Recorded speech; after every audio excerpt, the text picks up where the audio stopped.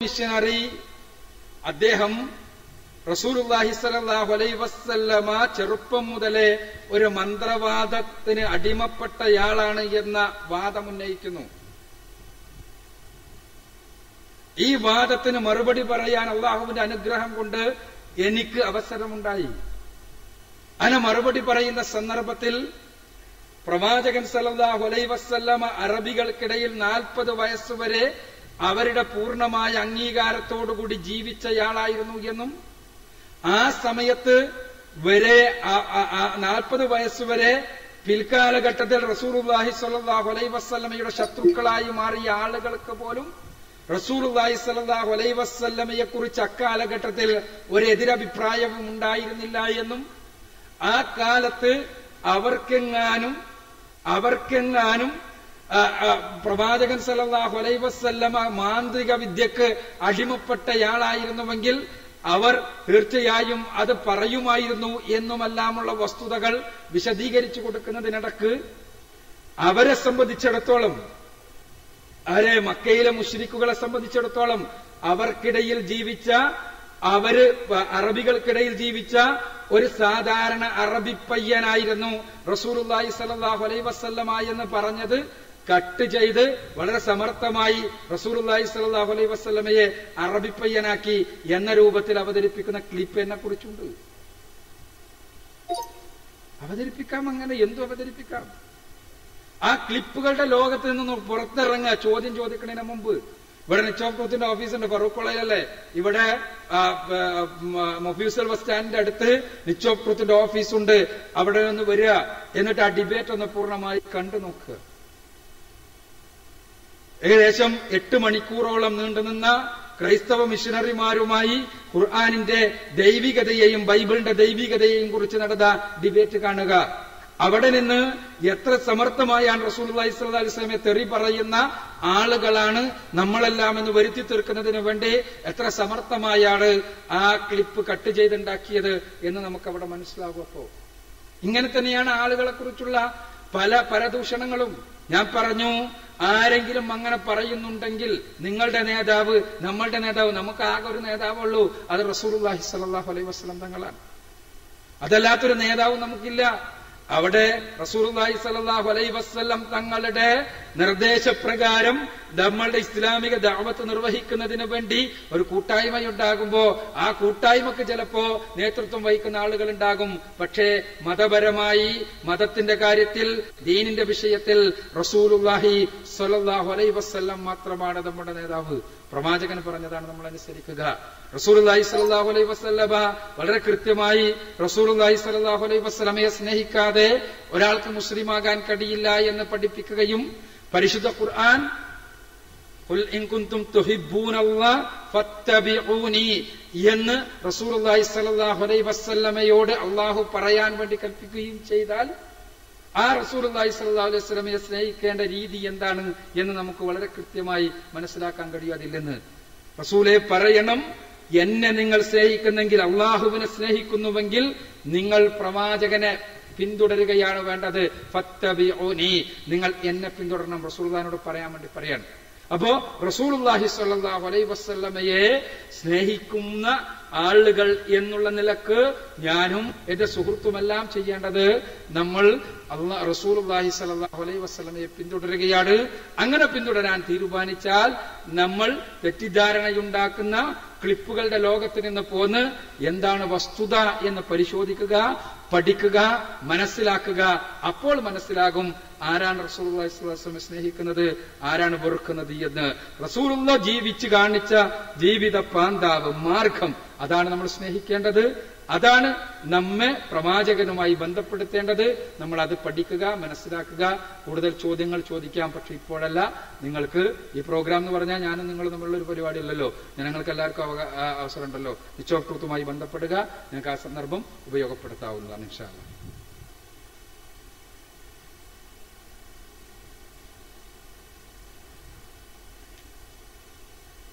അസ്സലാമു അലൈക്കും വറഹ്മത്തുള്ളാഹി. എൻ്റെ പേര് ഇർഷാദ്, സ്ഥലം വയനാട്. നേരത്തെ സംസാരിച്ച എൻ്റെ സുഹൃത്താണ്. ഞാനും അവനോടൊപ്പം ഫാറൂഖ് കോളേജിൽ BA പഠിക്കുന്ന വിദ്യാർത്ഥിയാണ്. നേരത്തെ ചോദിച്ചതിന്റെ മുമ്പ് ചോദിച്ചപ്പോ റസൂലുള്ളാഹി സ്വല്ലല്ലാഹു അലൈഹി വസല്ലം സാധാരണ മനുഷ്യനാണോ, അതുപോലുള്ള ആ ചോദ്യത്തിന് നിങ്ങൾ മറുപടി നൽകിയത് കേവലം റസൂലുള്ളാഹി തങ്ങള് സാധാരണ മനുഷ്യനാണെന്നും ഒരു വഹീന്റെ മാത്രം മഹിമ മാത്രമാണ് റസൂലുള്ളാഹിക്ക് ഉള്ളത് എന്ന രൂപത്തിലാണ് സംസാരിച്ചത്. പരിശുദ്ധ ഖുർആനില് റസൂലുള്ളാഹി തങ്ങൾ ഞാൻ നിങ്ങൾ ഒരുവനാണ്, നിങ്ങളെ പോലെയുള്ള ഒരുവനാണ് എന്നാണ് താങ്കൾ പറഞ്ഞത്. എന്നാൽ റസൂലുള്ളാഹി സ്വല്ലല്ലാഹു അലൈഹി വസല്ലം സഹാബാക്കളോട് സംസാരിക്കുന്ന സമയത്ത് റസൂലുള്ളാഹി തങ്ങൾ പറഞ്ഞത് കാണാം, ഇന്നി ലസ്തു മിസ്ലുക്കും, ഞാൻ നിങ്ങളെ പോലെയുള്ളവനല്ല എന്ന് പറഞ്ഞാൽ നിങ്ങളുമായിട്ട് ഞാൻ വളരെയധികം വ്യത്യാസമുണ്ട്. സാധാരണ മനുഷ്യന്റെ ഒരു രൂപത്തിലല്ല റസൂലുള്ളാഹി തങ്ങളുടെ മഹത്വമെന്നും മഹിതമെന്നും സ്ഥാനമെന്നുമാണ് അതിൽ നിന്ന് മനസ്സിലാകുന്നത്. കാരണം മക്കയിലെ റസൂലുള്ളാഹി സ്വല്ലല്ലാഹു അലൈഹി വസല്ലം തങ്ങളോട് ദിനേനെ റസൂലുള്ളാഹി തങ്ങൾ പോകുന്ന സമയത്തും വരുന്ന സമയത്തും സലാം പറഞ്ഞൊരു കല്ലിന്റെ സംഭവം പരിശുദ്ധ ഹദീസിൽ കാണാം. എന്നാൽ കേവലം ഒരു മനുഷ്യനാണ് റസൂലുള്ളാഹി തങ്ങൾ എങ്കിൽ ആ റസൂലുള്ളാഹി സ്വല്ലല്ലാഹു അലൈഹി വസല്ലം തങ്ങളോട് എന്തും എങ്ങനെയും ചോദിക്കാവുന്ന രൂപത്തിലാണെങ്കിൽ ഒരു കേവലം സാധാരണ മനുഷ്യനെ കുറിച്ചാണ് ഇത്രമാത്രം ഭീകരമായ രൂപത്തില് നബി നിന്ന സിനിമ എന്ന രൂപത്തില് ലോകം കൊട്ടിഘോഷിക്കുന്നതെങ്കിൽ ഞാൻ നിങ്ങളെ പോലെയുള്ളവനാണ് റസൂലുള്ളാഹി എങ്കിൽ ആ ഒരു റസൂലുള്ളാഹിന്റെ പേരിലാണ് സിനിമ നെയ്തുണ്ടാക്കിയതെങ്കിൽ ആർക്കെങ്കിലും വിമർശനം ഉണ്ടാകുമോ? ആർക്കെങ്കിലും പ്രതിഷേധിക്കാനുള്ള ഒരു സാഹചര്യം ഉണ്ടാകുമോ? അതുകൊണ്ട് റസൂലുള്ളാഹി തങ്ങൾ സാധാരണ മനുഷ്യനാണോ? മനുഷ്യനാണെങ്കിൽ എന്തിനാണ് ഇത്തരം രൂപത്തിലുള്ളൊരു നബി നിന്ന രൂപത്തിലുള്ള സിനിമയ്ക്കെതിരെ പ്രതിഷേധം ഉണ്ടാകുന്ന സാഹചര്യം?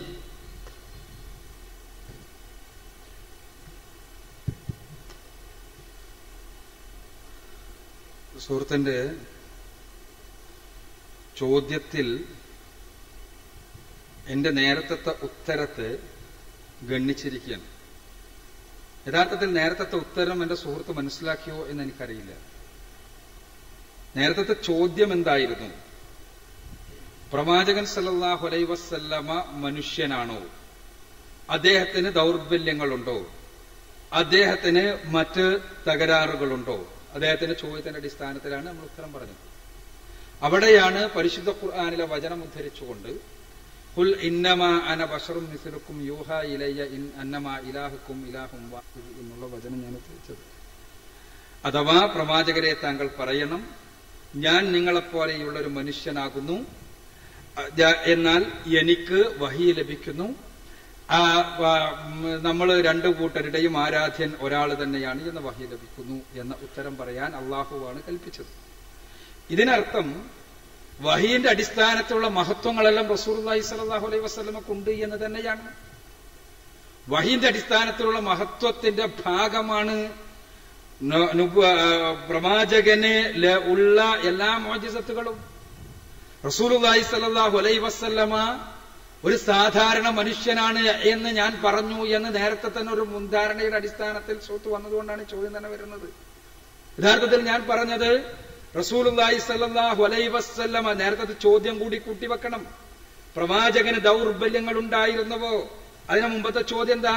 റസൂലുള്ളാഹി സ്വല്ലല്ലാഹു അലൈഹി വസല്ലമയുടെ ലൈംഗിക ജീവിതത്തെ ഹദീസിന്റെ അടിസ്ഥാനത്തിൽ വിമർശിച്ചുകൊണ്ടാണ്. അപ്പൊ പ്രവാചകൻ സല്ലല്ലാഹു അലൈഹി വസല്ലമക്ക് ദൗർബല്യങ്ങൾ ഉണ്ടായിരുന്നുവോ? പ്രവാചകൻ സല്ലല്ലാഹു അലൈഹി വസല്ലം ആ രൂപത്തിലുള്ള വ്യക്തിയായിരുന്നുവോ എന്ന ചോദ്യത്തിനാണ് റസൂലുള്ളാഹി സല്ലല്ലാഹു അലൈഹി വസല്ലമക്ക് അല്ലാഹുവിന്റെ പ്രത്യേകമായ സംരക്ഷണം തിന്മകളുടെ കാര്യത്തിൽ ഉണ്ടായിരുന്നു എന്നും പാപങ്ങളിൽ പ്രവാചകൻ സല്ലല്ലാഹു അലൈഹി വസല്ലം ഒരിക്കലും പെട്ടുപോയിട്ടില്ല എന്നും പ്രവാചകൻ സല്ലല്ലാഹു അലൈഹി വസല്ലമ മഅസൂമായിരുന്നു എന്നും എല്ലാമുള്ള കാര്യങ്ങൾ പറഞ്ഞത്. അതേയോടൊപ്പം തന്നെ എന്റെ പുതിയ സുഹൃത്തിന്റെ ചോദ്യം എന്നുള്ള നിലക്ക് ഞാൻ വീണ്ടും അതിനോട് ആഡ് ചെയ്യുകയാണ്. ഇതിന്റെ ഭാഗം തന്നെയാണ് വഹീന്റെ ഭാഗം തന്നെയാണ്. യൂഹ ഇലയ്യ എന്ന് പറഞ്ഞില്ലേ, അതിന്റെ ഭാഗം തന്നെയാണ്.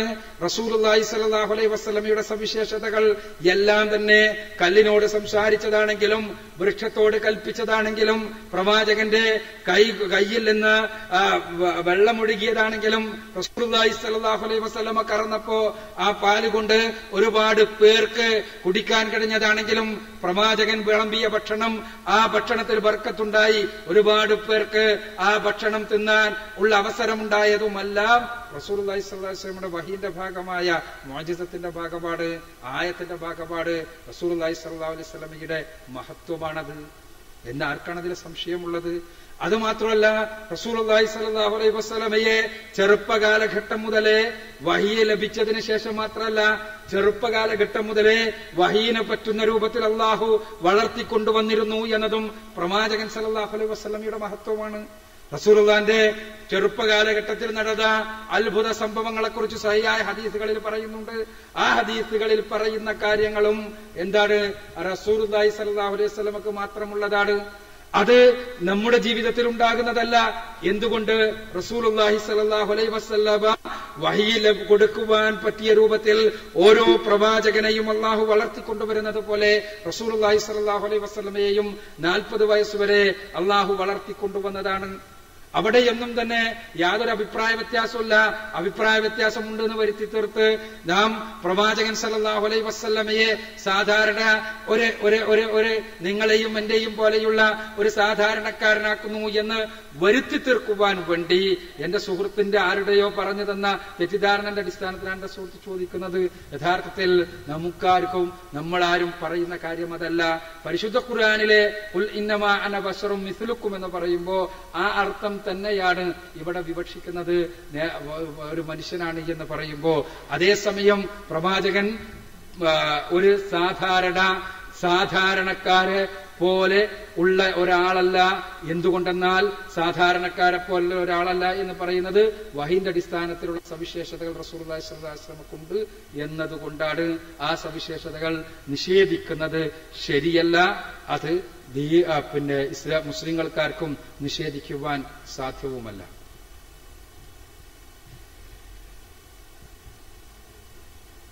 പറഞ്ഞെടുത്ത് ഹദീസ് ഉദ്ധരിച്ചിരുന്നു. കേവലം ഹദീസ് ആ വിഷയം ഒന്നും പറഞ്ഞിട്ടില്ല. വഹീന്റെ അടിസ്ഥാനത്തിലാണ് പ്രവാചകൻ സാധാരണ മനുഷ്യനെ അല്ല എന്ന രൂപത്തിലല്ല ഹദീസിൽ സംസാരിച്ചത്. അവിടെ ഇന്നി ലസ്തു മിസ്ലുക്കും എന്ന് പറഞ്ഞ സ്ഥലത്ത് റസൂലുള്ളാഹിന്റെ ഓരോ കാര്യങ്ങളും എടുത്തുദ്ധരിക്കുന്ന സമയത്തൊന്നും വഹീനെ പ്രത്യേകം എടുത്തുദ്ധരിച്ചതായിട്ട് കാണാൻ കഴിയുകയുമില്ല.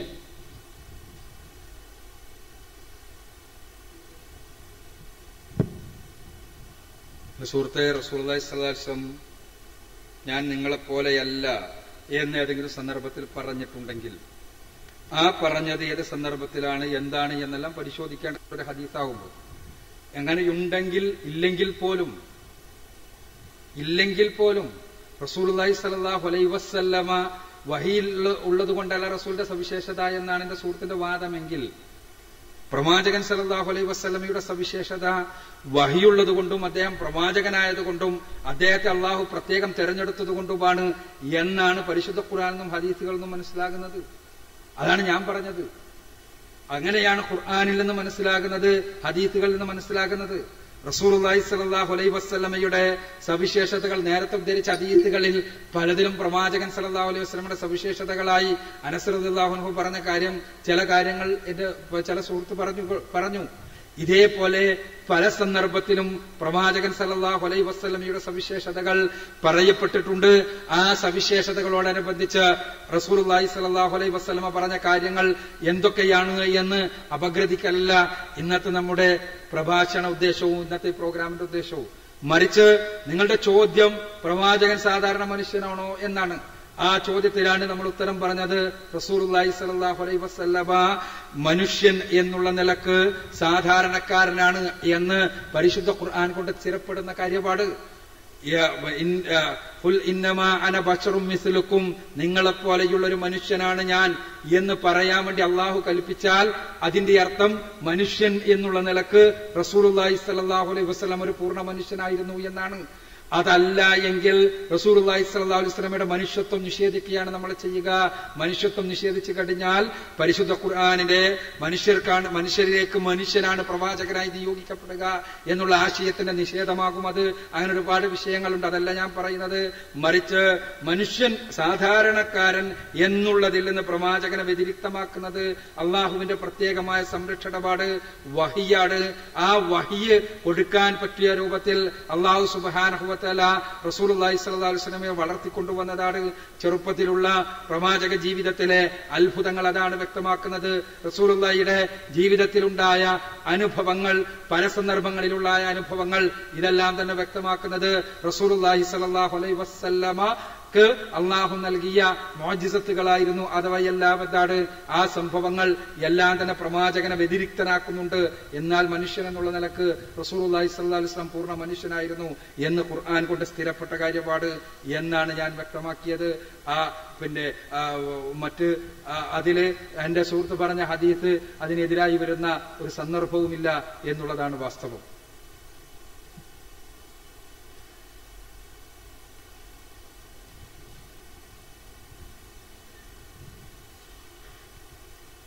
അസ്സലാമലൈക്കും. എൻ്റെ പേര് ചെപ്പഞ്ചല, ബഹ്റൈനിലാണ്. പണ്ട് 10 വർഷങ്ങൾക്ക് മുമ്പ് പ്രമുഖമായ ഒരു മലയാള പത്രത്തിൽ ഇറാനിൽ പൊതുസ്ഥലത്ത് കുളിക്കുന്നത് നിരോധിച്ചു എന്നൊരു വാർത്ത കണ്ടിരുന്നു. അന്ന് ഞാൻ ബഹ്റൈനിലായിരുന്നു. ആ സമയത്ത് ചില അറബികളോട് ഞാൻ പറഞ്ഞു, ഇറാനിൽ എന്തുകൊണ്ടാണ് ഇങ്ങനെ ഈ പൊതുസ്ഥലത്ത് കുളിക്കൽ നിരോധിച്ചത്? പൊതുവെ കുളങ്ങളും ഇതൊക്കെ നമുക്ക് പരിചയമുള്ളതാണല്ലോ. അപ്പൊ എന്നോട് അദ്ദേഹം ചോദിച്ചു, ഇത് മലയാള നിന്റെ ഏത് നാട്ടിലെ പത്രമാണെന്ന് ചോദിച്ചപ്പോൾ ഞാൻ പറഞ്ഞു, കേരളത്തിലെ ഒരു മലയാള പത്രത്തിലാണ് എന്ന് പറഞ്ഞപ്പോൾ അദ്ദേഹം അന്ന് തന്നെ അറബി പത്രത്തിൽ വന്ന ഒരു ന്യൂസ് എനിക്ക് കാണിച്ചു തന്നു. ഇതേ വാർത്ത ഖുമൈനി അന്ന് പ്രഖ്യാപിച്ചതാണ്, പൊതുസ്ഥലത്ത് നഗ്നരായി കുളിക്കുന്നത് നിരോധിച്ചു. അപ്പൊ യഥാർത്ഥത്തിൽ നമ്മുടെ ആളുകൾ ചില ചോദ്യങ്ങളൊക്കെ കേൾക്കുമ്പോൾ വിഷയത്തിൽ നിന്ന് വ്യതിചലിച്ചുകൊണ്ട് പോകുന്നതാണ് യഥാർത്ഥത്തിൽ കാണാൻ കഴിയുന്നത്.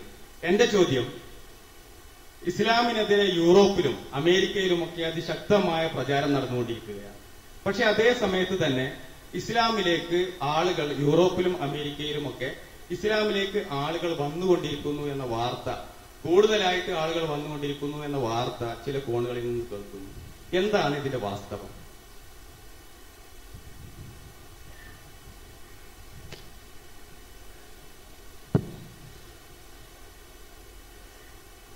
ഇസ്ലാമിനെതിരെ യൂറോപ്പിൽ പ്രചാരണങ്ങൾ നടക്കുന്നു, അതോടൊപ്പം തന്നെ ഇസ്ലാമിലേക്ക് ആളുകൾ വരുന്നു എന്ന വാർത്തയും കേൾക്കുന്നു. ഇതിലെന്താണ് വാസ്തവം എന്നാണ്. ഏതായാലും മലയാള പത്രത്തിലുള്ള വാർത്ത അല്ല, കൊണ്ട് പേടിക്കണ്ട. നേരത്തെ പറഞ്ഞത് ഞാനും വാർത്തയിൽ ശ്രദ്ധിച്ച കാര്യമാണ്. അന്വേഷിച്ചപ്പോ അല്ല, അന്ന് തെഹ്റാൻ ടൈംസ് വരുത്തി നോക്കിയപ്പോഴാണ് വസ്തുത മനസ്സിലായത്. നമ്മളുടെ ജേർണലിസം ആ രൂപത്തിലാണ് പലപ്പോഴും. അപ്പോ ഇവിടെ സംഭവം ഇസ്ലാമിനെതിരെയുള്ള കൊണ്ടുപിടിച്ച ആഘോഷമാണ് യൂറോപ്പിൽ എല്ലാ നിലക്കും. പക്ഷെ അതിന്റെ ഫലമായി യൂറോപ്പിലെ മുസ്ലിങ്ങളിൽ നല്ലൊരു ശതമാനം അതിനെ പോസിറ്റീവായി ഉപയോഗപ്പെടുത്തുന്നത് കൊണ്ട് അൽഹംദുലില്ലാഹ് അതിന്റെ ഫലം പലപ്പോഴും എന്താണോ ശത്രുക്കൾ ആഗ്രഹിക്കുന്നത് അതിന് നേരെ എതിരിലാണ് ഉണ്ടാകുന്നത്. രസകരമായൊരു ഗ്രന്ഥമുണ്ട്, വലിയ പുസ്തകമാണ്. കിരൺ ന്യൂക്കർക്ക് എന്ന ഒരു ആന്ത്രോപോളജിസ്റ്റ്, സോഷ്യൽ ആന്ത്രോപോളജിസ്റ്റ് എഴുതിയ പുസ്തകം. ആ പുസ്തകത്തിന്റെ ഹെഡിങ് തന്നെ വിമൻ എംബ്രേസിംഗ് ഇസ്ലാം എന്നാണ്. ഇസ്ലാം സ്വീകരിക്കുന്ന സ്ത്രീകൾ. ആ പുസ്തകം ഒരു പഠനമാണ്, അവരുടെ ഒരു തിസീസാണ്. ആ തിസീസിന്റെ ഇൻട്രഡക്ഷനിൽ അവർ പറയാണ്, നമ്മൾ നമ്മുടെ ഏറ്റവും ശക്തമായ മാധ്യമങ്ങൾ ഉപയോഗിച്ചുകൊണ്ട് ഇസ്ലാം സ്ത്രീവിരുദ്ധമാണെന്നും ഇസ്ലാം പ്രാകൃതമാണെന്നും സ്ത്രീയുടെ സ്വാതന്ത്ര്യത്തെ മുഴുവൻ തടുക്കുന്നതാണ് എന്നുമെല്ലാമുള്ള പ്രചരണങ്ങൾ നടത്തുമ്പോഴും യൂറോപ്പിൽ ഇസ്ലാം സ്വീകരിക്കുന്ന ആളുകളിൽ 5 പേരിൽ 4 സ്ത്രീകളാണ് എന്ന വസ്തുത എന്നെ ആശ്ചര്യപ്പെടുത്തുന്നു. അത് എന്തുകൊണ്ടാണ് എന്ന് അന്വേഷിക്കുന്നതിന് വേണ്ടിയുള്ള ഒരു പരിശ്രമമാണ് ഈ പുസ്തകത്തിൽ. എന്നിട്ട് അവരൊരുപാട് ഇസ്ലാം സ്വീകരിച്ച ആളുകളുടെ ഇന്റർവ്യൂലുണ്ട്. ഇസ്ലാം സ്ത്രീവിരുദ്ധമാണ് എന്ന പ്രചാരണം ശക്തിപ്പെടുമ്പോ അതിനനുസരിച്ച് ഇസ്ലാമിനെ പഠിക്കുന്നതിന് വേണ്ടിയുള്ള സന്ദർഭങ്ങളെ ഉണ്ടാകുമ്പോ ആ സന്ദർഭങ്ങൾ ഉപയോഗപ്പെടുത്തി ആളുകൾ ഇസ്ലാമിൽ എത്തിച്ചേർന്നു. അതാണ് സംഭവിക്കുന്നത്. അത് യൂറോപ്പിൽ മാത്രമുള്ളതല്ല. അള്ളാഹുവിന്റെ അനുഗ്രഹം കൊണ്ട് കേരളീയ സമൂഹത്തിലും നമ്മൾ കണ്ടുകൊണ്ടിരിക്കുന്നതാണ്. ഇസ്ലാമിനെതിരെയുള്ള അക്രമങ്ങൾ ഉണ്ടാകുമ്പോ ആ അക്രമങ്ങളെ നമ്മൾ എങ്ങനെ നേരിടുന്നു എന്നതാണ് പ്രശ്നം. ഡെൻമാർക്കിൽ കാർട്ടൂൺ ഉണ്ടായി അല്ലേ, നമുക്കറിയാലോ. ഡെൻമാർക്കിൽ കാർട്ടൂൺ ഉണ്ടായപ്പോ ആ കാർട്ടൂൺ വിവാദമായി. ലോകം മുഴുവനും പല സ്ഥലത്തും ആളുകൾ എംബസി ജീവക്കാരും പ്രശ്നം ഉണ്ടാക്കാനെല്ലാം പോയി. പക്ഷേ ഡെൻമാർക്കിലെ മുസ്ലിങ്ങളിലെ നല്ലൊരു ശതമാനം പരിശ്രമിച്ചത് ഡാനിഷ് ഭാഷയിൽ അന്നുവരെ റസൂലുള്ളാഹി സ്വല്ലല്ലാഹു അലൈഹി വസല്ലമയുടെ ഒരു ജീവചരിത്രമില്ല. ആ ജീവചരിത്രം ഉണ്ടാക്കി അവർ വ്യാപകമായി വിതരണം ചെയ്തു. ഫലം ഒരുപാട് ആളുകൾക്ക് റസൂലുള്ളാഹി സ്വല്ലല്ലാഹു അലൈഹി വസല്ലം സന്ദേശം ലഭിച്ചു. ആ സന്ദേശം ലഭിക്കുമ്പോൾ ആളുകൾ ആ സത്യം സ്വീകരിക്കാൻ സന്നദ്ധമായി. ഇതെല്ലായിടത്തും സംഭവിക്കും. അത് പേടിച്ചിട്ടാണ് ഇസ്ലാമിക ദഅവത്ത് കൃത്യമായി നടന്നു കഴിഞ്ഞാൽ തങ്ങളുടെ പരിധിയിൽ നിന്ന് ആളുകൾ പോവുകയും തങ്ങളുടെ ചൂഷണത്തിന് ആളുകളെ ലഭിക്കുകയില്ല എന്നുള്ള വസ്തുത മനസ്സിലാക്കുമ്പോഴാണ് ഇസ്ലാമിനെതിരെയുള്ള ആരോപണങ്ങൾ വേറെ രൂപങ്ങളിൽ വരുന്നത്. മുസ്ലിങ്ങളെ എങ്ങനെയെങ്കിലും പ്രൊവോക്ക് ചെയ്യുക എന്നുള്ളതാണ്. എങ്ങനെയെങ്കിലും മുസ്ലിങ്ങളെ ഭീകരന്മാരാക്കുക എന്നുള്ളിടത്താണ് ഇപ്പോൾ ഉള്ളത്. അതാണ് നിങ്ങൾ നോക്കുക. ഈ സിനിമ തന്നെ ഇപ്പൊ പറഞ്ഞ സിനിമ ഇന്നസെൻസ് ഓഫ് മുസ്ലിംസ് എന്ന സാധനം, ഇത് 14 മിനിറ്റോളം ദീർഘമുള്ള ആ ട്രയൽ ഇറങ്ങിയ ആ ഉടനെ തന്നെ അറബിയിലേക്ക് ട്രാൻസ്ലേറ്റ് ചെയ്തിട്ട് അറബിയിലാണ് ആദ്യം കൊടുത്തത്. അത് അറബിയിലാണ് യൂട്യൂബിലേക്ക് അപ്ലോഡ് ചെയ്യപ്പെട്ടത്. അറബ് ഭാഷ സംസാരിക്കുന്ന സ്ഥലങ്ങളിൽ. എന്തിനു വേണ്ടി? എന്താ അതിന്റെ ലക്ഷ്യം? വ്യക്താണല്ലോ. അത് കണ്ടാൽ ഏത് മുസ്ലിമിന്റെയും രക്തം തിളച്ചു പോകും സ്വാഭാവികമായും. നമ്മൾ സ്വന്തത്തെക്കാൾ അധികം സ്നേഹിക്കുന്ന റസൂലുള്ളാഹി സ്വല്ലല്ലാഹു അലൈഹി വസല്ലം ആ പ്രവാചകനെ ഇത്ര മ്ലേച്ഛമായി അവതരിപ്പിച്ചിരിക്കുകയാണ്. അവിടെ രക്തം തിളച്ചിട്ട് ഇവർക്കെതിരെ പോരാടാൻ ഇറങ്ങരുത് എന്നത് റസൂലുള്ളാഹി നമ്മളെ പഠിപ്പിച്ചത് കൊണ്ട് മാത്രമാണ് യഥാർത്ഥത്തിൽ മുസ്ലിങ്ങൾ ഇത്തരം ആളുകൾക്കെതിരെ ആ രൂപത്തിലുള്ള പ്രതികരണങ്ങളിലേക്ക് പോകാതിരിക്കുന്നത്. ഒരു സാധാരണ മനുഷ്യനാണെങ്കിൽ രക്തം തിളച്ചിട്ട് എന്തെങ്കിലും ചെയ്തു പോകും. അത്രയും വലിയ വൃത്തികേടാണ് അതിലുള്ളത്. അത് അറബികൾക്കിടയിൽ സാധാരണക്കാർക്കിടയിൽ വ്യാപകമായാണ് പ്രദർശിപ്പിക്കുകയാണ്. യൂട്യൂബിൽ പോയാൽ എല്ലാവർക്കും അറിയാലോ, വ്യാപകമായി പ്രദർശിപ്പിക്കുന്നു. പ്രവാചകന്റെ പേര് പറഞ്ഞിട്ട് തന്നെ, ആ പേര് പറഞ്ഞിട്ട് ഇത്രയും വൃത്തികെട്ട രൂപത്തിൽ എങ്ങനെയാണ് ഒരു മനുഷ്യനെ ചിത്രീകരിക്കാന്ന് പോലും നമുക്ക് പറയാൻ പറ്റില്ല. അത്രയും വൃത്തികേട്. നിങ്ങൾ ആലോചിച്ച് നോക്കുക. ഇന്ത്യയുടെ പ്രസിഡന്റ്, അൽഹംദുലില്ലാ, നമ്മള് ആ കാര്യം കൂടി കാണേണ്ടതുണ്ട്. ഇന്ത്യയുടെ പ്രസിഡന്റ് ഇന്ന് ഒരു പ്രസ്താവന ഇറക്കിയിട്ടുണ്ട്. ഇന്ത്യയുടെ പ്രസിഡന്റ് പ്രസ്താവന ഈ സിനിമക്കെതിരെ അമേരിക്കയെ ഇന്ത്യ രാജ്യം അമേരിക്കയെ പ്രതിഷേധം അറിയിക്കുകയും ഇന്ത്യയിൽ ഗൂഗിൾ അതൊരിക്കലും പ്രചരിപ്പിക്കാൻ പാടില്ല എന്ന് ശക്തമായി വിലക്കുകയും ചെയ്തുകൊണ്ടുള്ളതാണ് പ്രസ്താവന. അവിടെ നമ്മള് ഒരു മതനിരപേക്ഷ രാജ്യം എന്നുള്ള നിലക്ക് അഭിമാനത്തോടു കൂടി തന്നെ ഇന്ത്യൻ പ്രസിഡന്റ് ആ പ്രസ്താവന കാണണം എന്നാണ് എനിക്ക് തോന്നുന്നത്. നമ്മുടെ രാജ്യത്തിന്റെ സംസ്കാരവും പൈതൃകവും മനസ്സിലാക്കിക്കൊണ്ടുള്ള പ്രസ്താവന തന്നെയാണത്. ഞാൻ പറയുന്നത് ഇത് കണ്ട ആർക്കും അതിന്റെ വൃത്തികേട് മനുഷ്യർക്കാർക്കും തന്നെ പ്രതികരിക്കാൻ പറ്റില്ല, പന്ത്രണ്ട് മുസ്ലിങ്ങൾ. അപ്പോ എന്നാൽ നമ്മള് എന്തിനു വേണ്ടിയാണ് അത് ഇറക്കുന്നത്? നമ്മളെ പ്രൊവോക്ക് ചെയ്യാൻ, നമ്മളെ കലാപകാരികളാക്കാൻ, നമ്മളെ റോട്ടിലിറങ്ങി പ്രശ്നങ്ങൾ ഉണ്ടാക്കിക്കാൻ. അതിനെ നിന്ന് മാറി നിന്ന് യഥാർത്ഥ റസൂലുള്ളാഹി ആരാണ് എന്ന് തുറന്ന് പറയാനാണ് നമ്മൾ സന്നദ്ധമാകേണ്ടത്. അങ്ങനെ തുറന്ന് പറയുമ്പോ അവിടെയും നമ്മൾക്കിടയിലുള്ള മാനസികമായ നിലവാരം നിങ്ങൾ ആലോചിച്ച് നോക്കുക. അവിടെയും റസൂലുള്ളാഹി സ്വല്ലല്ലാഹു അലൈഹി വസല്ലമയെ സ്നേഹിക്കുന്ന ആൾക്കാരാണോ നിങ്ങൾ? അതിന് ഇങ്ങനെ ക്ലിപ്പുണ്ടല്ലോ എന്ന രൂപത്തിൽ കുട്ടികളെ പഠിപ്പിച്ചു വിടുന്നു. അതിന്റെ അവസ്ഥ നിങ്ങൾ ആലോചിക്കുക. ഞാൻ ആരും വിമർശിക്കാൻ വേണ്ടി പറയുന്നതല്ല. നമ്മുടെ സമുദായത്തിന്റെ അവസ്ഥാവിശേഷം സങ്കടകരമാണ് സുഹൃത്തുക്കളെ. റസൂലുള്ളാഹി സ്വല്ലല്ലാഹു അലൈഹി വസല്ലം പച്ചയായി പിച്ചി ചീന്തപ്പെട്ടിട്ട്, നിങ്ങൾക്ക് എനിക്കറിയാം കേരളത്തിൽ ഈ യൂട്യൂബ് ദൃശ്യം നല്ലൊരു ശതമാനം പുതിയ തലമുറയിലെ കുട്ടികളും കണ്ടിട്ടുണ്ട്. അവരുടെ മനസ്സിൽ റസൂലുള്ളാഹി സ്വല്ലല്ലാഹു അലൈഹി വസല്ലമയെ കുറിച്ചുള്ള ചിത്രം എന്താകും? അവിടെയാണ് നിച്ച് ഓഫ് ട്രൂത്തിന്റെ പരിമിതമായ റിസോഴ്സുകൾ ഉപയോഗപ്പെടുത്തിക്കൊണ്ട്, പരിമിതമായ സംവിധാനങ്ങൾ ഉപയോഗപ്പെടുത്തിക്കൊണ്ട്, നമുക്ക് കഴിവൊന്നും ഉണ്ടായിട്ടല്ല, നമുക്കാർക്കെങ്കിലും ഏതെങ്കിലും രൂപത്തിൽ ഉള്ള കഴിവോ ശേഷിയോ ഉണ്ടായിട്ടല്ല, പക്ഷേ നമ്മൾ തുറന്ന വേദിയിൽ തുറന്നു നിന്നുകൊണ്ട് ഇതാ പ്രവാചകൻ, ഈ പ്രവാചകനെയാണ് സിനിമയിലൂടെ നിങ്ങൾ നിന്ദിക്കുന്നത്, നിങ്ങൾ വരൂ, നിങ്ങളുടെ സംശയങ്ങൾ ചോദിക്കൂ, ഈ പ്രവാചകനെതിരെ നിങ്ങളുടെ ആരോപണങ്ങളുടെ കെട്ടഴിക്കൂ, ധൈര്യമുണ്ടെങ്കിൽ അതിനാണ് നിങ്ങൾ സന്നദ്ധരാകേണ്ടത് എന്ന് കേരളത്തിന്റെ പൊതുസമൂഹത്തോട് നമ്മൾ പറയുന്നത്. ഇത് ദഅവത്തിലേക്ക് സംഭവത്തെ തിരിച്ചുവിടുന്നതാണ്, പ്രബോധനത്തിലേക്ക് തിരിച്ചുവിടുകയാണ്. അതാണ് നമ്മൾ ചെയ്യേണ്ടത്. റസൂലുള്ളാഹി സ്വല്ലല്ലാഹു അലൈഹി വസല്ലമയെ വിമർശിച്ച, എതിർത്ത, യുദ്ധം ചെയ്ത ആളുകൾ അല്ലേ? റസൂലുള്ളാഹി സ്വല്ലല്ലാഹു അലൈഹി വസല്ലമയെ യുദ്ധം നയിച്ചയാളാണ് അബൂ സുഫിയാൻ. പ്രവാചകൻ സല്ലല്ലാഹു അലൈഹി വസല്ലമയെ വേദനിപ്പിച്ച യുദ്ധം നയിച്ചയാളാണ് ഖാലിദ് ഇബ്നു വലീദ്. റസൂലുള്ളാഹി സ്വല്ലല്ലാഹു അലൈഹി വസല്ലമക്കെതിരെ പ്രസംഗങ്ങൾ നടത്തി പ്രസിദ്ധനായ വ്യക്തിയാണ് സുഹൈൽ ഇബ്നു അംർ. റസൂലുള്ളാഹി സ്വല്ലല്ലാഹു അലൈഹി വസല്ലമയെക്കെതിരെ കവിതകൾ രചിക്കുകയും അത് ആലാപനം ചെയ്യുകയും ചെയ്തയാളാണ് കഅബ്. ഇവരെല്ലാരും പേര് കേൾക്കുമ്പോ നമ്മൾ റളിയല്ലാഹു അൻഹു എന്ന് പറയും. എന്തുകൊണ്ടെന്നാൽ റസൂലുള്ളാഹി മരണപ്പെടുമ്പോ റസൂലുള്ളാഹി സ്വല്ലല്ലാഹു അലൈഹി വസല്ലമയുടെ ശിഷ്യന്മാരിൽ അനുയായികളിൽപ്പെട്ടവരായിരുന്നു ഇവരെല്ലാവരും. എങ്ങനെ മാറി? ഈ ചോദ്യത്തിന്റെ ഉത്തരവാട് എന്റെയും നിങ്ങളുടെയും കർമ്മങ്ങളിൽ ഉണ്ടാകേണ്ടത്. പ്രവാചകൻ സല്ലല്ലാഹു അലൈഹി വസല്ലമ ക്രൂരമായി ബത്സിക്കപ്പെടുമ്പോ ആ ബത്സനങ്ങളിൽ പ്രതികരിക്കാതിരിക്കാൻ കഴിയില്ല. എങ്ങനെ പ്രതികരിക്കുന്ന നമ്മൾ? ഇതാ ഏതൊരു പ്രവാചകനെയാണോ നിങ്ങൾ ബത്സിക്കുന്നത്, ആ പ്രവാചകനെതിരെയുള്ള ഏത് ബത്സനമാണെങ്കിലും അതിന് ബുദ്ധിപരമായി മറുപടി നൽകാൻ ഇതാ ഞങ്ങൾ സന്നദ്ധമാണ് എന്ന് പറയേണ്ട ആളുകളാണ് നമ്മൾ. അതിന് ആർക്കാണ് കഴിയുക?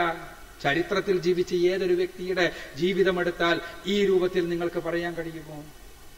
ഞാൻ വെല്ലുവിളിക്കുകയാണ്. ചരിത്ര കാലഘട്ടത്തിൽ ജീവിച്ച, ജീവിതം മുഴുവനും രേഖപ്പെടുത്തപ്പെട്ട ഏതെങ്കിലും ഒരാളുടെ ജീവിതം എടുത്തുകൊണ്ട് ആർക്കെങ്കിലും ഏതെങ്കിലും ദർശനങ്ങളുടെ വക്താക്കൾക്ക് ഇതാ ആ ജീവിതത്തെ ഞങ്ങൾ അവതരിപ്പിക്കുന്നു, ആ ജീവിതത്തിൽ ഒരു പുഴുക്കുത്തുമില്ല, നിങ്ങൾക്ക് ആ ജീവിതത്തിന്റെ ഏത് വശമെടുത്ത് വേണമെങ്കിലും നിങ്ങൾക്ക് ചോദിക്കാം, ഞങ്ങൾക്ക് തൃപ്തികരമായ മറുപടി നൽകാൻ കഴിയുമെന്ന് പറയാൻ ധൈര്യമുള്ള, സ്ഥൈര്യമുള്ള ഏതെങ്കിലും ദർശനങ്ങളുടെ വക്താക്കളുണ്ടോ ഇവിടെ? കഴിയില്ല. നമ്മളുടെ വലുപ്പം കൊണ്ടല്ല, മറിച്ച് റസൂലുള്ളാഹി സ്വല്ലല്ലാഹു അലൈഹി വസല്ലമയുടെ ഉജ്ജ്വലത കൊണ്ടാണത്. അതൊരു പ്രകാശമാണ്. ആ പ്രകാശത്തെ കെടുത്താൻ ഒരായിരം നക്കൗളമാർ ഒന്നിച്ചൂതിയാലും സാധ്യമല്ല. പക്ഷേ നമുക്കൊരു ബാധ്യതയുണ്ട്. റസൂലുള്ളാഹി സ്വല്ലല്ലാഹു അലൈഹി വസല്ലമയ്ക്കെതിരെയുള്ള കൂരമ്പുകൾ വരുമ്പോ അതിനെ പ്രതിരോധിക്കേണ്ട ബാധ്യത.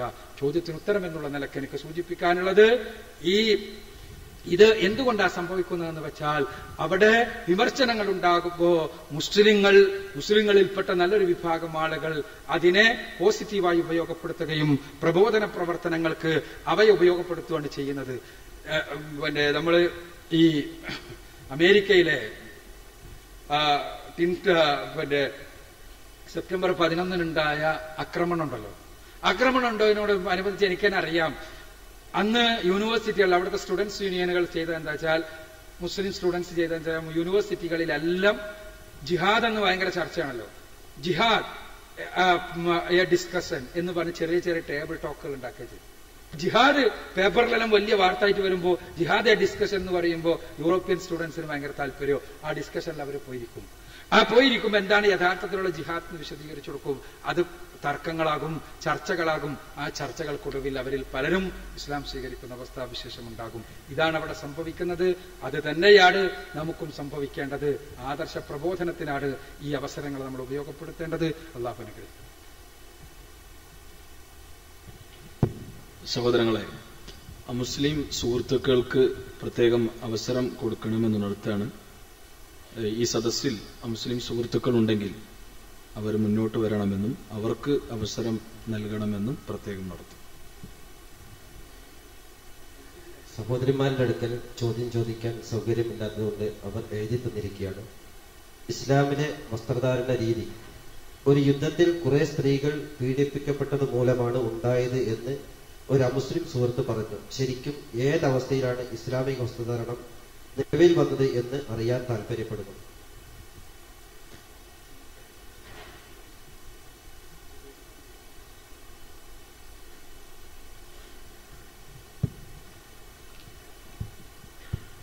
ഇസ്ലാമിക വസ്ത്രധാരണ രീതി ഒരു യുദ്ധവുമായി ബന്ധപ്പെട്ട സന്ദർഭത്തിലാണ് ഉണ്ടായതെന്നും യഥാർത്ഥത്തിൽ ഏതാണ് അല്ലെങ്കിൽ ഏതവസ്ഥയിലാണ് അത്തരത്തിലുള്ളൊരു വസ്ത്രധാരണ രീതി ഉണ്ടായത് എന്നുമാണ് എഴുതി ചോദിച്ചിട്ടുള്ളത്. ഇസ്ലാമിനെ സംബന്ധിച്ചിടത്തോളം ഇവിടെ മുമ്പ് വിശദീകരിക്കപ്പെട്ടതുപോലെ സ്ത്രീകളുടെയും പുരുഷന്മാരുടേതായിരുന്നാലും സ്ത്രീകളുടേതായിരുന്നാലും വേഷവിധാനങ്ങളെ സംബന്ധിച്ച് ഏതെങ്കിലും പ്രത്യേക സന്ദർഭത്തിലുണ്ടായ നിയമങ്ങൾ എന്നതിലുപരിയായി സ്ത്രീകളും പുരുഷന്മാരും അടങ്ങുന്ന വ്യക്തികളുടെയും സമൂഹത്തിന്റെയും മുഴുവൻ അവസ്ഥകളെ പരിഗണിച്ചുകൊണ്ടും സാഹചര്യങ്ങളെ പരിഗണിച്ചുകൊണ്ടുമാണ് വേഷവിധാനങ്ങൾ ഇസ്ലാം പഠിപ്പിച്ചിട്ടുള്ളത്. ഏതെങ്കിലും പ്രത്യേക സന്ദർഭങ്ങളിൽ ഇവിടെ സൂചിപ്പിക്കപ്പെട്ടതുപോലെ യുദ്ധവുമായി ബന്ധപ്പെട്ട സാഹചര്യത്തിലോ മറ്റോ അല്ലെന്ന് മാത്രമല്ല, ഒരു സ്ത്രീയെ സംബന്ധിച്ചിടത്തോളം അവൾ ധരിക്കുന്ന വസ്ത്രം പരിപൂർണമായും ആ സ്ത്രീയുടെ ശരീരത്തെ മറക്കുന്ന ലൈംഗികമായി മറ്റ് ആളുകൾക്ക് താൽപര്യം ഉണ്ടാക്കാത്ത തരത്തിലുള്ള ശരീരഭാഗങ്ങൾ പരിപൂർണമായും മറക്കാൻ കഴിയുന്ന അയഞ്ഞ വസ്ത്രങ്ങളാകണം എന്നത് ഇസ്ലാമിന്റെ അടിസ്ഥാനപരമായ നിയമങ്ങളിൽപ്പെട്ടതാണ്. പലപ്പോഴും പെൺവസ്ത്രം ഇസ്ലാമുമായി ബന്ധപ്പെട്ട് ചർച്ച ചെയ്യപ്പെടുമ്പോൾ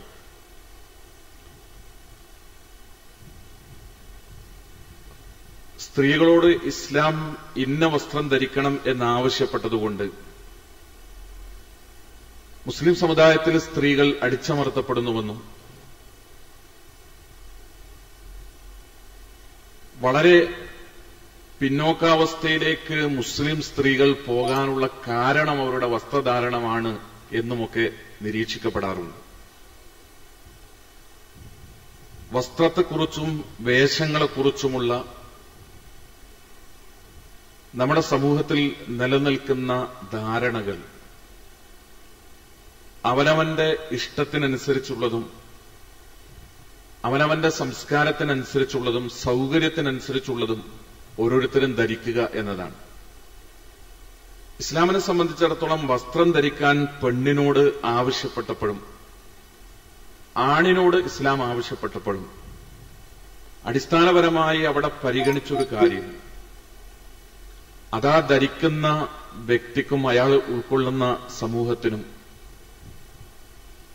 നന്മയായിത്തീരുന്നതും ഗുണകരമായിത്തീരുന്നതുമായ രീതിയിലുള്ള വസ്ത്രമാകണം എന്നാണ്. പലപ്പോഴും നമ്മുടെ സമൂഹത്തിൽ സ്ത്രീകൾ നിരന്തരമായി ഉപദ്രവിക്കപ്പെടുമ്പോൾ സ്ത്രീകൾ എന്തുകൊണ്ടാണ് ഉപദ്രവിക്കപ്പെടുന്നത് എന്ന ചർച്ചകൾ ഉണ്ടാകുന്ന സന്ദർഭങ്ങളിലെല്ലാം നമ്മുടെ സമൂഹത്തിലെ വളരെ ഉത്തരവാദപ്പെട്ട ആളുകൾ പോലും ചൂണ്ടിക്കാണിക്കാറുള്ളൊരു കാര്യം പ്രകോപനപരമായ രീതിയിൽ വസ്ത്രം ധരിക്കുന്ന സ്ത്രീകളെ സംബന്ധിച്ചാണ്. കേരളത്തിലെ വനിതാ കമ്മീഷന്റെ അധ്യക്ഷയായിരുന്ന ജസ്റ്റിസ് ഡി ശ്രീദേവി കേരളത്തിൽ പൊതുസ്ഥലങ്ങളിൽ നിരന്തരമായി സ്ത്രീകൾ ഉപദ്രവിക്കപ്പെടുന്ന സാഹചര്യമുണ്ടായപ്പോൾ മലയാള പത്രങ്ങളിൽ വലിയ ചർച്ചയാവുകയും ശ്രദ്ധിക്കപ്പെടുകയും ചെയ്ത അവരുടെ ഒരു പ്രസ്താവനയുണ്ടായി. ജസ്റ്റിസ് ഡി ശ്രീദേവി അന്ന് പറഞ്ഞത്, പൊതുസ്ഥലങ്ങളിൽ സ്ത്രീകൾ ഇപ്രകാരം ഉപദ്രവിക്കപ്പെടാനുള്ള കാരണം അവർ പ്രകോപനപരമായി വസ്ത്രം ധരിക്കുന്നതുകൊണ്ടാണ് എന്നാണ്. പക്ഷെ പലപ്പോഴും നമ്മുടെ സമൂഹം ആലോചിക്കാത്തൊരു വിഷയം പുരുഷ ലൈംഗികതയുടെയും സ്ത്രീ ലൈംഗികതയുടെയും വ്യത്യാസത്തെ സംബന്ധിച്ചാണ്. ലൈംഗികമായ ഉത്തേജനം എന്ന് പറയുന്നത് ഒരു പുരുഷനെ സംബന്ധിച്ചിടത്തോളം തന്റെ കണ്ണിന്റെ കാഴ്ചകളിലൂടെ തന്നെ സംഭവിക്കുമെന്നത് നമുക്കെല്ലാവർക്കും അറിയാവുന്നൊരു കാര്യമാണ്. അർദ്ധനഗ്നനായി നിൽക്കുന്ന ഒരു പുരുഷനെ ഒരു സ്ത്രീ കണ്ടാൽ അവരെ സംബന്ധിച്ചിടത്തോളം ആ കാഴ്ച കൊണ്ട് അവരുടെ ശരീരത്തിൽ എന്തെങ്കിലും തരത്തിലുള്ള സെക്ഷുവലായ ലൈംഗികമായ ഉത്തേജനങ്ങൾ ഉണ്ടാകുന്നില്ല. നേരെ മറിച്ച് അതൊരു സ്ത്രീയാണെങ്കിൽ ഒരു കാഴ്ച കൊണ്ട് തന്നെ ലൈംഗികമായി ഉത്തേജനങ്ങൾ ഉണ്ടാകുന്നു. അതുകൊണ്ട് തന്നെ പുരുഷന്മാർക്ക് ലൈംഗികമായി ഉത്തേജനം ഉണ്ടാവുന്ന തരത്തിൽ സ്ത്രീകൾ തങ്ങളുടെ ശരീരഭാഗങ്ങളെ വെളിപ്പെടുത്തുകയോ ഇറുകിയ വസ്ത്രങ്ങൾ ധരിച്ചുകൊണ്ട് അവയെ പ്രദർശിപ്പിക്കുകയോ ചെയ്തുകൂടാ എന്നത് ഇസ്ലാമികമായ അടിസ്ഥാനപരമായ നിയമങ്ങളിൽപ്പെട്ടതാണ്. അത് ഏതെങ്കിലും പ്രത്യേക സന്ദർഭങ്ങളിലും സാഹചര്യങ്ങളിലും പഠിപ്പിക്കപ്പെട്ടതല്ല. സ്ത്രീയുടെ വേഷവും വസ്ത്രവിധാനങ്ങളും പഠിപ്പിക്കപ്പെട്ടിടത്ത് അടിസ്ഥാനപരമായി തന്നെ കാലാകാലങ്ങളിൽ ഇസ്ലാമിക നിയമങ്ങൾ അങ്ങനെ തന്നെയാണ് എന്നാണ് നാം മനസ്സിലാക്കേണ്ടത്. തീർച്ചയായും അത്തരത്തിലുള്ള വേഷവിധാനങ്ങൾ എന്ന് പറയുന്നത് ഒരു പ്രത്യേക സമൂഹത്തെയോ സമുദായത്തെയോ വേർതിരിച്ചു കാണിക്കുന്നതിനു വേണ്ടിയല്ല, അതിലുപരിയായി സമൂഹത്തിന് മുഴുവൻ ഉപകാരപ്പെടുന്ന നന്മയിൽ അധിഷ്ഠിതമായ ഒരു വേഷവിധാനം എന്ന നിലക്കാണ് സ്ത്രീകളുടെ വേഷവിധാനം, ഇസ്ലാമിക വേഷവിധാനം പഠിപ്പിക്കപ്പെട്ടിട്ടുള്ളത്. അസ്സലാമു അലൈക്കും വറഹ്മത്തുള്ളാഹി. എൻ്റെ പേര് നൗഫൽ. ഞാൻ ഫറൂഖ് VHC ക്ലർക്കായി ജോലി ചെയ്യുന്നു. എൻ്റെ ചോദ്യം, നബി സല്ലല്ലാഹു അലൈഹി വസല്ലമ ധാരാളം യുദ്ധങ്ങൾ ചെയ്തിട്ടുണ്ട്. ഈ യുദ്ധങ്ങളൊക്കെ കേവലം പ്രതിരോധത്തിന് വേണ്ടി മാത്രമായിരുന്നു?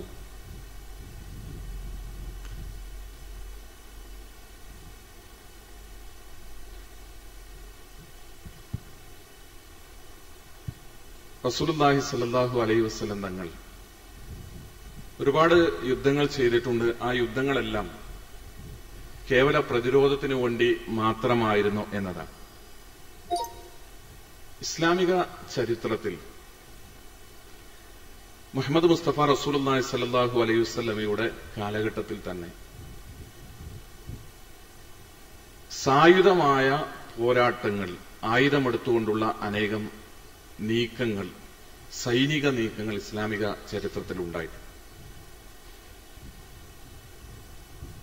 അത് പ്രതിരോധങ്ങൾക്ക് വേണ്ടിയായിരുന്നുവോ എന്ന് ചോദിക്കുന്നതിന്റെ ഒരു പശ്ചാത്തലം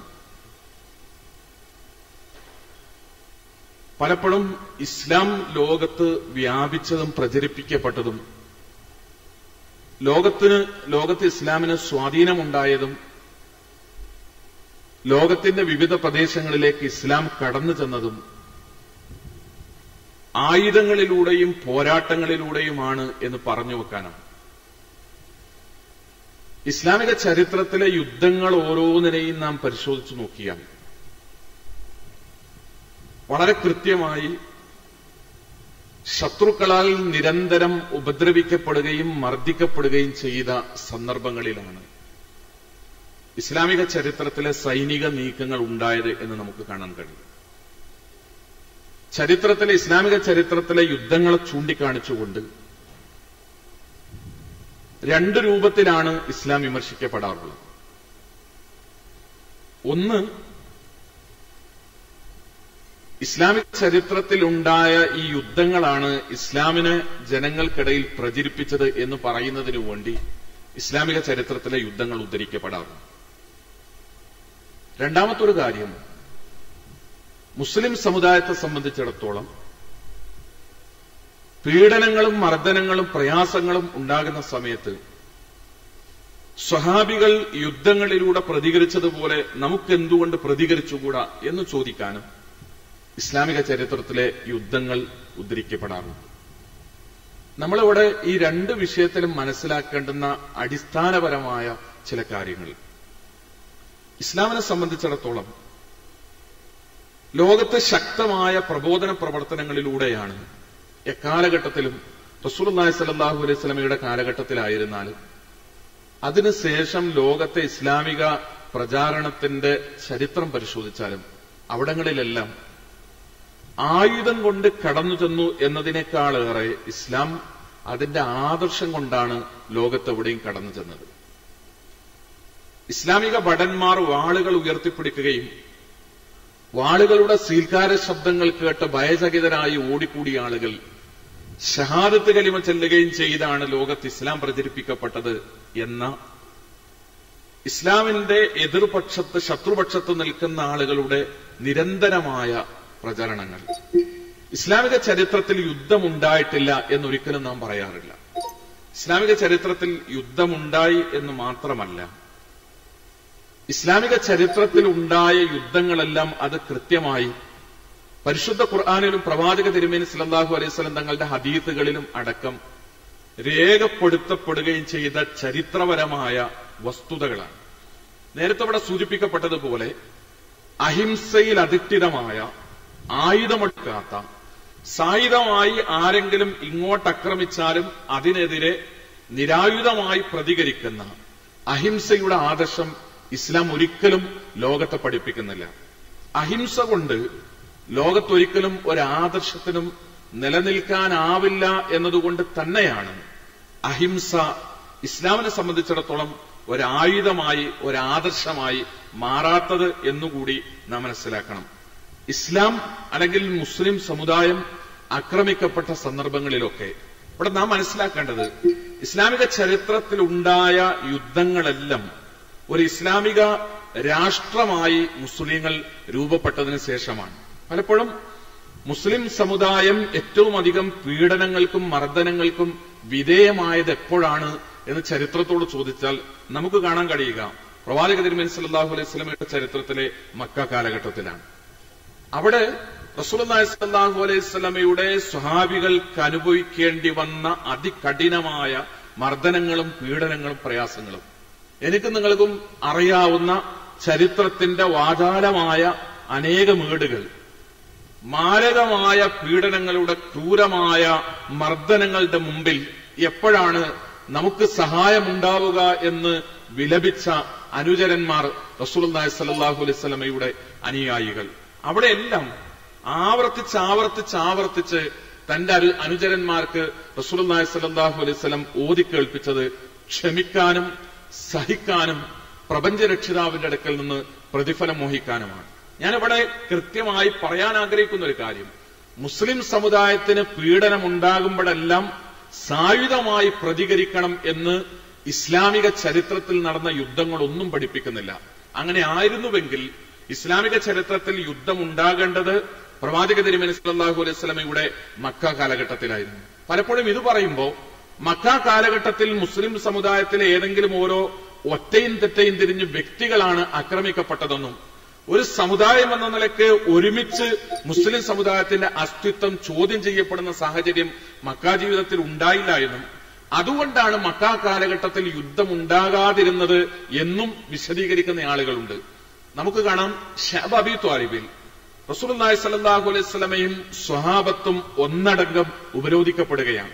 പ്രവാചക തിരുമേനി സല്ലല്ലാഹു അലൈഹി വസല്ലമയും സ്വഹാബത്തും ഉപരോധിക്കപ്പെട്ടു എന്ന് പറയുമ്പോൾ 2-3 വർഷക്കാലം ഞാനും നിങ്ങളും ചരിത്രത്തിൽ നിന്ന് വൈകാരികമായി വായിച്ചെടുത്തിട്ടുള്ളത് പോലെ തങ്ങൾ കഴിക്കുന്ന ഭക്ഷണം പച്ചിലയായതുകൊണ്ട് കാഷ്ടിക്കുന്നത്, നാൽക്കാലികൾ കാഷ്ടിക്കുന്നത് പോലെ പച്ച നിറത്തിൽ അത്രമാത്രം നിരന്തരമായ വർഷങ്ങൾ നീണ്ടുനിന്ന ഉപരോധത്തിന് വിധേയമായ മുസ്ലിം സമുദായം. മുഹമ്മദ് മുസ്തഫ റസൂലുള്ളാഹി സ്വല്ലല്ലാഹു അലൈഹി വസല്ലം 3 വർഷക്കാലത്തിനിടയ്ക്ക് എപ്പോഴെങ്കിലും പറഞ്ഞില്ല തന്റെ അനുചരന്മാരോട് സായുധമായൊരു പോരാട്ടത്തിന്. അത് ഇസ്ലാമിക ചരിത്രത്തിൽ ഉണ്ടാകുന്നത് 22-ാം അധ്യായം സൂറത്ത് ഹജ്ജിലെ 30-ാമത്തെ ആയത്തിൽ ഖുർആൻ പഠിപ്പിക്കുന്നത് പോലെ ഉദിന ലില്ലദീന യുഖാതലൂൻ ബിഅന്നഹും ദുലിമു, നിരന്തരമായ പീഡനങ്ങൾക്കും മർദ്ദനങ്ങൾക്കും മുസ്ലിങ്ങൾ വിധേയമായപ്പോ അവർക്ക് ആയുധമെടുക്കാനും പ്രതിരോധിക്കാനും പ്രതികരിക്കാനും ഇസ്ലാം അനുവാദം നൽകുകയാണ്. ഇവിടെ എല്ലാ യുദ്ധങ്ങളും പ്രതിരോധമായിരുന്നുവോ എന്ന് ചോദിച്ചാൽ ഏതെങ്കിലും ഒരു ജനവിഭാഗത്തിന്റെ അടുത്തേക്ക് കയറിച്ചെന്ന് ആയുധമെടുത്ത് അവരെ നശിപ്പിച്ച് അധീനപ്പെടുത്തുന്ന ഒരു പ്രവണത ഇസ്ലാമിക ചരിത്രത്തിൽ ഉണ്ടായിട്ടില്ല.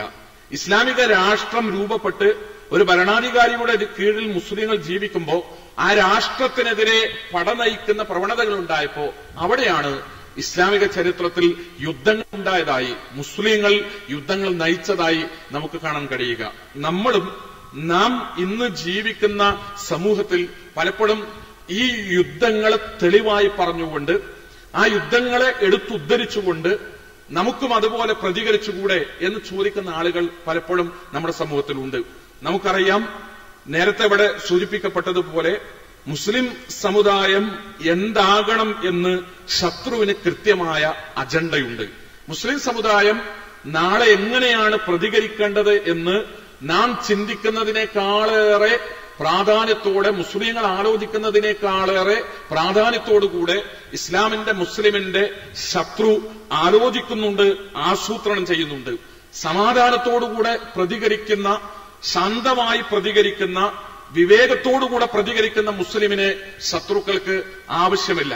അങ്ങാടിയിലേക്ക് ആവേശത്തോടുകൂടെ ഓടിവരികയും വൈകാരികമായി പ്രതികരിക്കുകയും കൈകളിൽ കല്ലെടുക്കുകയും കാണുന്നതൊക്കെ എറിഞ്ഞു തകർക്കുകയും ആവേശം കാണിക്കുകയും വൈകാരികത പ്രകടിപ്പിക്കുകയും കുഴപ്പം കാണിക്കുകയും പ്രശ്നങ്ങൾ ഉണ്ടാക്കുകയും ചെയ്യുന്നവരായി മുസ്ലിങ്ങൾ മാറുന്നുവെങ്കിൽ ആ മുസ്ലിമിനെയാണ്, അത്തരത്തിൽ പ്രതികരിക്കുന്ന ഒരു സമൂഹത്തെയാണ്, ഒരു സമുദായത്തെയാണ് ശത്രു ആവശ്യപ്പെടുന്നത്.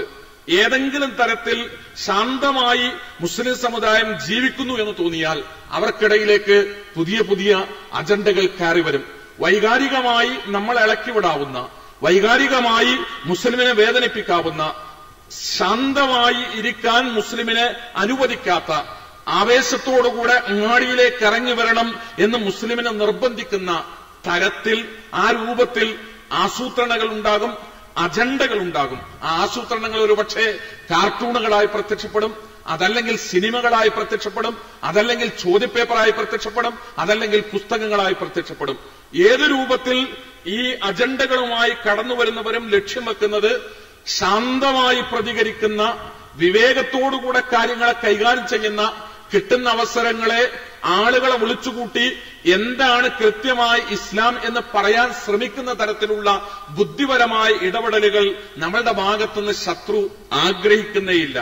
നമ്മൾ ഇതിനു പകരമായി നമ്മൾ കേരളത്തിന്റെ വളരെ പ്രധാനപ്പെട്ട ഒരു പട്ടണത്തിന്റെ ഹൃദയഭാഗത്ത് ഒരുമിച്ചുകൂടി നമ്മൾ റസൂലുള്ളാഹി സ്വല്ലല്ലാഹു അലൈഹി വസല്ലം തങ്ങളെക്കുറിച്ചുള്ള വളരെ ഗൗരവത്തോടുകൂടെയുള്ള ഒരാരോപണത്തെ ഇത്രയും വിവേകത്തോടുകൂടെ ചർച്ച ചെയ്ത ഈ പ്രവണത, ഇതൊരിക്കലും ശത്രു നമ്മളിൽ നിന്ന് പ്രതീക്ഷിക്കുന്നില്ല, ആഗ്രഹിക്കുന്നില്ല.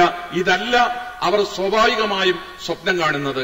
അങ്ങാടികളിൽ കടന്ന്, കവലകളിൽ കടന്നു വന്ന് കൈകളിൽ കല്ലെടുത്ത് അക്രമം കാണിക്കുന്ന പ്രവണത, അത് ശത്രു നമ്മളിൽ നിന്ന് ആഗ്രഹിക്കുന്നത്. ആ രൂപത്തിൽ പ്രതികരിക്കണം, ആ രൂപത്തിൽ പ്രതികരിക്കുന്നവരായി നമ്മൾ മാറണം എന്ന് ശത്രു ചിന്തിക്കുന്നത്, തീർച്ചയായും ഇസ്ലാമിന്റെ എതിരാളികൾ ആ രൂപത്തിൽ അജണ്ടകൾ തയ്യാറാക്കുന്നത് ഇസ്ലാമിനെ തമസ്കരിക്കാനും റസൂലുള്ളാഹി സ്വല്ലല്ലാഹു അലൈഹി വസല്ലം തങ്ങളെ തമസ്കരിക്കാനും വേണ്ടിയാണ്. ആ ഭാഗത്തു നിന്നാണ് പലപ്പോഴും ഇസ്ലാമിക ചരിത്രത്തിലെ യുദ്ധങ്ങളും എടുത്തുദ്ധരിക്കപ്പെടാറുള്ളത്. തീർച്ചയായും ഇസ്ലാമിക ചരിത്രത്തിൽ നടന്ന യുദ്ധങ്ങൾ, ഇസ്ലാമിക രാഷ്ട്രം എന്ന നിലക്ക് മുസ്ലിം സമുദായം രൂപപ്പെട്ടു വന്നപ്പോ ആ രാഷ്ട്രത്തിന്റെ നേതൃത്വത്തിലാണ് അനിവാര്യമായ സന്ദർഭങ്ങളിൽ ആയുധങ്ങൾ എടുക്കുകയും ശത്രുക്കളോടുള്ള പോരാട്ടങ്ങൾ നടക്കുകയും ചെയ്തതായി നമുക്ക് ചരിത്രത്തിൽ കാണാൻ സാധിക്കുക.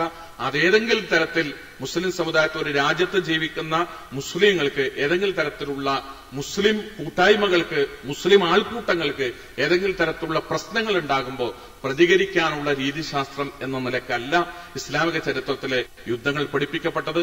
അത്തരം സന്ദർഭങ്ങളിലെല്ലാം ധാരാളമായി ചരിത്രത്തിൽ നമുക്ക് കാണാൻ കഴിയുക ക്ഷമിക്കുന്ന, സഹിക്കുന്ന, തന്റെ പ്രയാസങ്ങൾക്കും കഷ്ടപ്പാടുകൾക്കും തന്റെ വേദനകൾക്കും യാതനകൾക്കും പ്രപഞ്ചരക്ഷിതാവിൽ നിന്ന് പ്രതിഫലം ആഗ്രഹിക്കുന്ന, അതിനുവേണ്ടി പ്രാർത്ഥിക്കുന്ന, വൈകാരികമായി പ്രതികരിക്കാത്ത, വിവേകത്തോടുകൂടെ കൈകാര്യം ചെയ്യുന്ന ഒരു രീതിയാണ് നാം പഠിപ്പിക്കപ്പെട്ടിട്ടുള്ളത്. അത് തന്നെയാണ് ഇത്തരം സന്ദർഭങ്ങളിൽ റസൂലുള്ളാഹി സ്വല്ലല്ലാഹു അലൈഹി വസല്ലമയുമായി ബന്ധപ്പെട്ട വിമർശനങ്ങളിലും റസൂലുള്ളാഹി സ്വല്ലല്ലാഹു അലൈഹി വസല്ലമയെ ആക്ഷേപിക്കുമ്പോഴും ആ തരത്തിലുള്ളൊരു രീതിയാണ് നാം സ്വീകരിക്കേണ്ടത് എന്നാണ് സൂചിപ്പിക്കാൻ.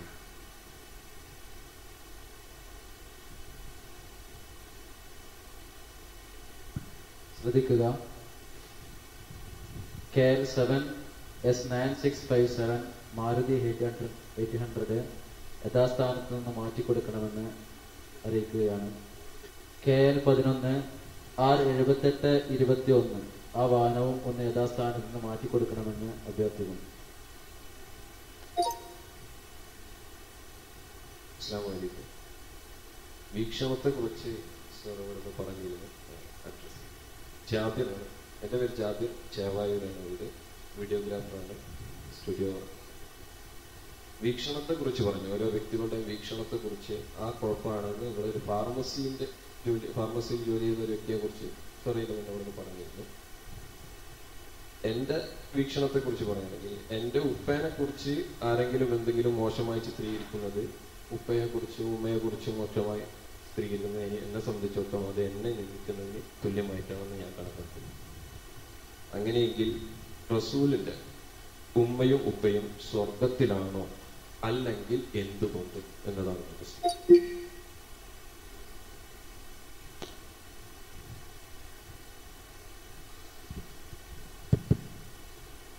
റസൂലുള്ളാഹി സ്വല്ലല്ലാഹു അലൈഹി വസല്ലമയുടെ ഉമ്മയും ഉപ്പയും സ്വർഗത്തിലാണോ അല്ലെങ്കിൽ എന്തുകൊണ്ട് എന്നാണ് ചോദ്യം. നമ്മളുടെ വിഷയം ആരെയെങ്കിലും സ്വർഗത്തിലാക്കലും നരകത്തിലാക്കലും അല്ല. റസൂലുള്ളാഹി സ്വല്ലല്ലാഹു അലൈഹി വസല്ലമയുടെ മാതാപിതാക്കൾ അവരെ സ്വർഗത്തിലാക്കുന്നതും നരകത്തിലാക്കുന്നതുമെല്ലാം അല്ലാഹു സുബ്ഹാനഹു വ തആലയാണ്.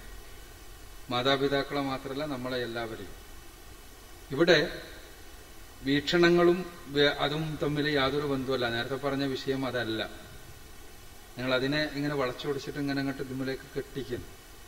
റസൂലുള്ളാഹി സ്വല്ലല്ലാഹു അലൈഹി വസല്ലം, പ്രവാചകൻ സ്വല്ലല്ലാഹു അലൈഹി വസല്ലമ ലോകത്തിന് മുഴുവനും കാരുണ്യമായി കടന്നു വരികയും മനുഷ്യർക്ക് മാർഗദർശനം നൽകുവാൻ വേണ്ടി നിയോഗിക്കപ്പെടുകയും ചെയ്ത റസൂലാണ്.